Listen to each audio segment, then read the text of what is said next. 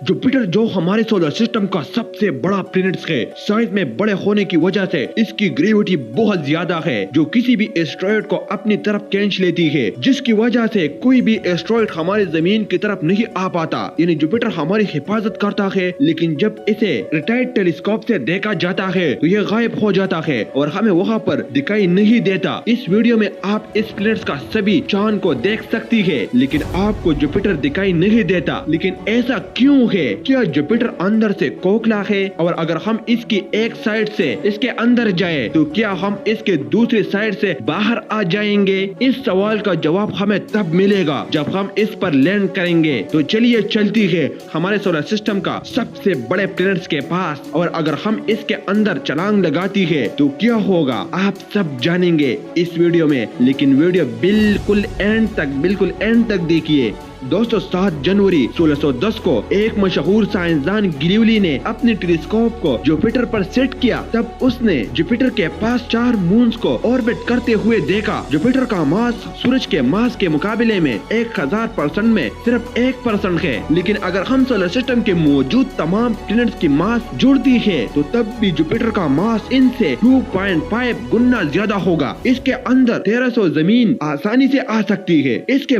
बहुत बड़े size, gravity और मैग्नेटिक फील्ड ने साइंसदानों का ध्यान अपनी तरफ खींचा, लेकिन इससे अच्छी तरह स्टडी करने के लिए हमारा इसके करीब जाना बहुत जरूरी था, क्योंकि किसी भी चीज के बारे में किसी तरह से जानने के लिए उसे करीब से देखना बहुत जरूरी होता है। इसीलिए साइंसदानों ने उसे करीब से देखने के लिए तैयारी शुरू की और फिर आखिरकार नासा ने 18 अक्टूबर 1989 को गिलीवली स्पेसक्राफ्ट लॉन्च किया गया। इस स्पेसक्राफ्ट को खास तौर पर जुपिटर को डिटेल से स्टडी करने के लिए बनाया गया था। दोस्तों 7 दिसंबर 1995 को गिलीवली स्पेसक्राफ्ट जुपिटर की ऑर्बिट में दाखिल हुआ। जुपिटर की पावरफुल मैग्नेटिक फील्ड की अंदर इसकी मैग्नेटिक फील्ड की कई लाखों किलोमीटर तक फैली हुई है। उसे पिछली बार 1973 में देखा गया था। उसके बाद 1979 में वॉयेजर 1 स्पेसक्राफ्ट इसके पास पहुंचा। हमने उसके मैग्नेटिक फील्ड के बारे में और अच्छी तरह से जाना और हमें पता चला कि जुपिटर की मैग्नेटिक फील्ड हमारे सोच से भी कई गुना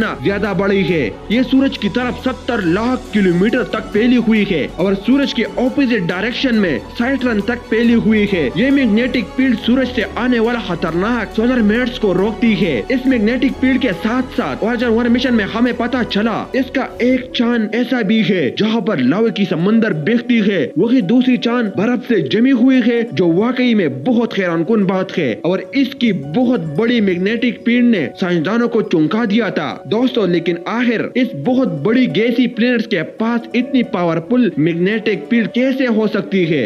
इसके एटमॉस्फेयर में 75% हाइड्रोजन, 24% हीलियम और 6% बाकी एलिमेंट्स है। आखिर एक गैसी प्लैनेट्स के पास मैग्नेटिक फील्ड कैसे हो सकती है? ऐसे प्लैनेट्स के पास मैग्नेटिक फील्ड तब होती है जब उसके पास एक कोर हो। हमारी जमीन के पास एक कोर है, जिसकी वजह से हमारे पास भी एक मैग्नेटिक फील्ड है। तो क्या इस गैस जेन के पास एक कोर है? उसे जानना ही गिलीवली स्पेसक्राफ्ट का मिशन था। 1995 में गिलीवली जुपिटर के ऑर्बिट में दाखिल हुआ। इसके जरिए हमने जुपिटर का 4 मून आइयो, यूरोपा, गैनीमेड और कैलिस्टो करीब से देखा। इसके जरिए हमने जुपिटर के और भी चांद को देखा और जुपिटर के पास 79 मून्स है। जुपिटर से करीब से देखा गया तो हम उसमें चलने वाले रंगीन बादल दिखाई दिए, जिससे जुपिटर बहुत खूबसूरत दिखाई देता है। लेकिन ये बादल देखने में जितना खूबसूरत लग रहे थे, अंदर से ये उतना ही खतरनाक थे। जुपिटर के बादल में दिखाई देने वाला ये स्पॉट असल में जुपिटर का सबसे बड़ा तूफान है, जो 350 सालों से मुसलसल चल रही है और आने वाला कई सालों तक चलता रहेगा। इसकी रफ्तार 400 किलोमीटर फी घंटा है। ये तूफान साइज में हमारी जमीन से बहुत बड़ी है, जो 1 सेकंड में हमारी जमीन को टुकड़े टुकड़े कर सकती है। जुपिटर पर और भी कई छोटे छोटे तूफान आती है, जिनके बारे में साइंसदान आज भी स्टडी कर रही है।